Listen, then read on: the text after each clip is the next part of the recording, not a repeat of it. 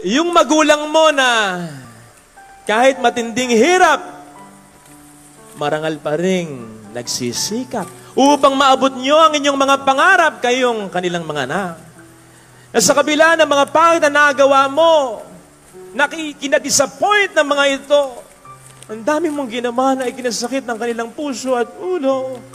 Pero mahal ka pa rin, tinanggap ka pa rin at hindi nagbago.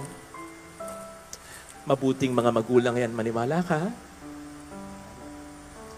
Yung Aizer, isa lang, nanay o tatay mo na wala nang kasama sa buhay, either sumakabilang buhay o sumakabilang bahay, pero pilit pa rin kinukumpleto ang iyong buhay kahit wala na siyang kaagapay. Yung nanay o yung tatay mo na ramdam na siya'y nag-iisa na lang, pero hindi sa'yo pinaparamdam na merong kang kulang ng isang iyong magulang sapagkat buong pilit at buong sikap naman nilang lahat ay ginagampanan. Mabuting tao ang nanay mo, mabuting tao ang tatay mo, maniwala ka. Yung tiyahin mo, yung tiyuhin mo, yung anak mo, yung kapatid mo, yung kaibigan mo na alam mong may problema doon, pero nandyan kapag kailangan mo, hindi man nila maibigay ang lahat ng kailangan mo, pero gumagawa ng paraan para makapagbigay kahit papaano. Yung nagpaparamdam na sila, nandyan para sa'yo. Mabuting anak, kapatid, kaibigan, tao yan, maniwala ka. Cherish those people, alagaan mo yan. And be blessed because of them.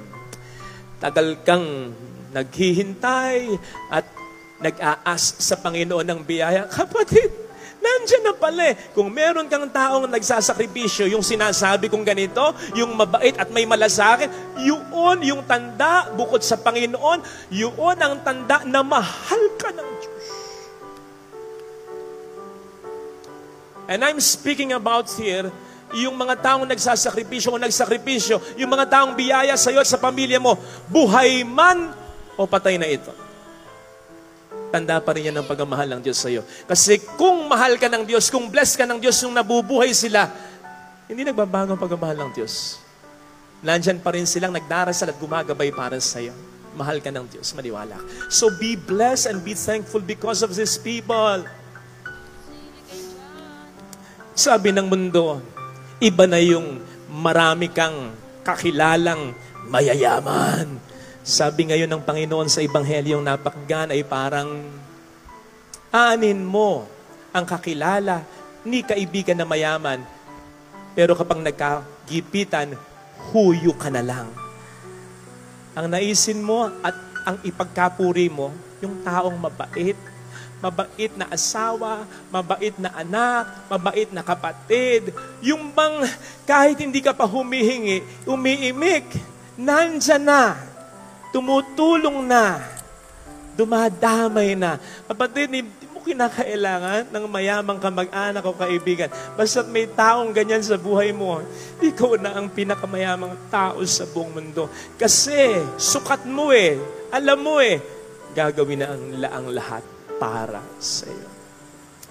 Kaya sana, katulad ng ginawa ng Panginoon sa Ebanghelyo, sa isip at sa puso mo, itanim mo sa isip at sa puso mo yung mukha, yung alaala ng lahat ng mga ginagawang mabuti ng mga taong ito.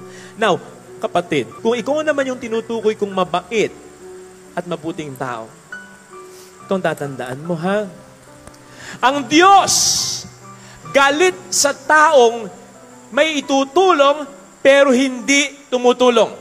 Ito ngayon, ang ibig sabihin nun, siya ay tutulong sa mga taong tumutulong kasi meron siyang itutulong.